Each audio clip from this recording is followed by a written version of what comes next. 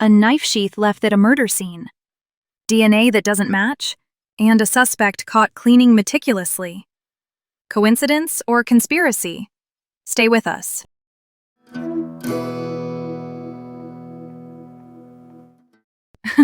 Hi, I'm Allie, and I have been, deep diving spooky rabbit holes this week. And I'm Brianne. Someone has to keep you tethered to reality, you know. Consider me the designated skeptic. Welcome to the Veil, Unsolved and Unbelievable, where we love a good mystery but try to stick to what we can actually prove. Mostly. Today we're unraveling the conspiracy chatter around the University of Idaho student murders from 2022. Brilliant. Another one of those planted evidence theories. Not sorry. My eyebrow is already up. Here's what went down. In the early hours of November 2022, 4 University of Idaho students, Madison Mogan, Kaylee Goncalves, Ethan Chapin, and Zaina Kernodle, were fatally stabbed inside their off-campus house in Moscow, Idaho. This is a town that hadn't had a murder since 2015, so the shock was massive. The home is 3 stories on a hillside with 2 bedrooms per floor and entrances on both the first and second floors. Maddie and Kaylee had the 3rd floor rooms and were found together in Maddie's bed. Xana and her boyfriend Ethan were in her 2nd floor room. 2 roommates survived, Dylan Mortensen on the 2nd floor and Bethany Funk on the 1st. Timeline anchors help here. Ethan and Xana got home around 1:45 a.m. from a Sigma Chai event. Maddie and Kaylee returned at 1:56 a.m. after a bar and a food truck. Xana had a DoorDash at about 4 a.m. Her TikTok was active 4:12 a.m. Nearby security audio picked up whimpering, a thud, and repeated dog barking around 4:17 a.m. Dylan reported hearing noises, a male voice saying, "It's okay, I'm going to help you." And she saw a masked figure in black walk past her toward the 2nd floor sliding door. She locked herself in her room. Around 4:26 a.m., she went downstairs. Thought Xana might be intoxicated. She and Bethany ended up locking themselves in Bethany's room, trying to reach their housemates, and eventually a 911 call went out at 11:55 a.m. Medical findings were grim: multiple stab wounds with a single-edged weapon, no restraints, no sexual assault. Reports later noted Kaylee had more than 20 stab wounds and injuries consistent with asphyxiation and blunt force trauma. Xana had more than 50 wounds, many defensive. The victim's dog was found unharmed in the house. Okay, so check this out. The detail that lit the fuse online was a tan leather knife sheath left on Maddie's bed. They got touch DNA from the sheath. CODIS gave nothing, so investigators pivoted to investigative genetic genealogy. That's where my theory comes in. Othram reportedly turned up only a distant 70.7 centimorgan match. Not great. Then the FBI used GED match and MyHeritage, landing a closer relative at roughly 250 centimorgans. That use of those databases later drew scrutiny because DOJ policy favors platforms with explicit opt-in for law enforcement. To me, that timing feels too neat, and yeah, plenty of folks online whisper versions of it too. By early December, the case had gone fully national. Moscow PD was publicly batting down rumors, and there were thousands of tips, over 15,000 by Christmas Eve.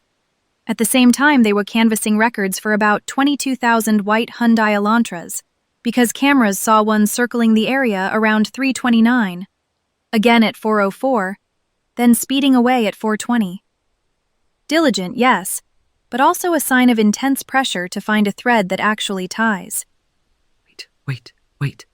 You're implying the sheath was planted or at least conveniently overemphasized. That's a huge leap. Chain of custody exists for a reason, and the courts later gave the defense sealed access to the genealogy materials in January 2024. If there was dodgy handling, that's where you'd expect it to surface. I'm not saying I can prove planting. I'm saying look at the pattern. The sheath isn't on the floor in a struggle zone. It's on the bed where Maddie and Kaylee were. CODIS is silent. Then a controversial genealogy route accelerates the family tree focus. Meanwhile, investigators note the suspect later wearing examination gloves, meticulously cleaning his car, items found like a black face mask, a knife and a pistol, and ID cards inside a glove in a box. It reads like a story begging for a neat villain and a smoking gun. Isn't that bananas? Or it reads like a messy but standard murder investigation. The point is, they didn't just have the sheath. They had a white Elantra doing laps near the house, then bolting at 4:20, plus phone data showing Brian Koberger's device disconnecting from the Pullman network around 2:47 a.m., reconnecting near Blaine, Idaho at 4:48 a.m., then pinging near the victim's home around 9 a.m.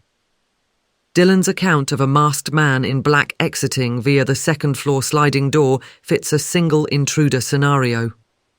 When they finally identified Koberger, a WSU criminology PhD student, they surveilled him in Pennsylvania, and he was reportedly wearing gloves and being meticulous with trash and car cleaning. That's incriminating behavior, not proof of planting.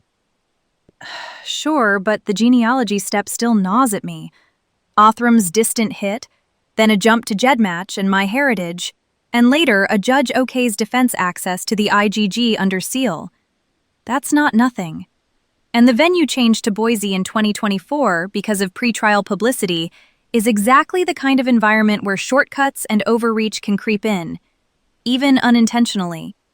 Conspiracy alert, but here's the counterweight. Investigations are rarely linear. DOJ policy debates don't equal fabrication. Big picture. Koberger was arrested December 30th, 2022, charged with 4 counts of first-degree murder and 1 of felony burglary. Prosecutors later noted intent to seek the death penalty.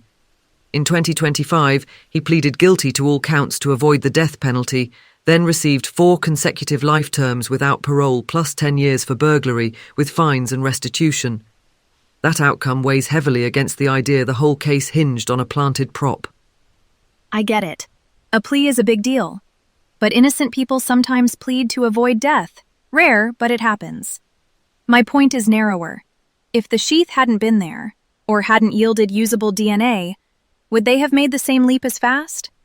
What if the 911 call had happened immediately after Dylan saw the masked figure? Would the suspect route, evidence preservation, even the car, have played out differently? Those are fair what-ifs. But they still had the Elantra on cameras and a device pattern that looked like intentional digital quiet time during the window. Cross-referencing 22,000 Elantras with local registrations and university links put a spotlight on him regardless. The sheath, to me, tightened a case that was already tightening. Back to the story. I think the sheath became the story's gravitational center because it's tactile. People can picture it on that bed. The genealogy twist feels like a hack to beat CODIS. And when courts in January 2024 let the defense look under the hood, sealed but still, my brain just goes, oversight was needed because even good tools can be misused under pressure. The point is, oversight happened, and no court has found the sheath was planted or the IGG was improper in a way that undermines the case. Meanwhile, the convergence, vehicle, phone, witness account, DNA, creates redundancy. You can poke one strand, but the rope holds. I'll concede this. The convergence is strong. But I'm still hanging on to the intrigue of that sheath. It's the thread that pulled the rest taut, and I think it deserves the scrutiny it got. Philosophical moment. How much can we trust forensic evidence in high-pressure cases? Trust but verify. And when pressure cranks up, double-check chain of custody and methods like IGG. Sunlight. Always. And weigh it alongside independent strands. Vehicles, digital patterns, eyewitness accounts, so no single exhibit carries the entire load. If you want a deeper dive, check out One Night in Idaho, The College Murders on Prime Video. It tracks the investigation through the plea and sentencing. Right, moving on, weekend plans. You're off to, what, another haunted spot? Obviously. Old lighthouse, creaky stairs, EMF meter that totally needs new batteries. Can you imagine if I actually catch a whisper on tape?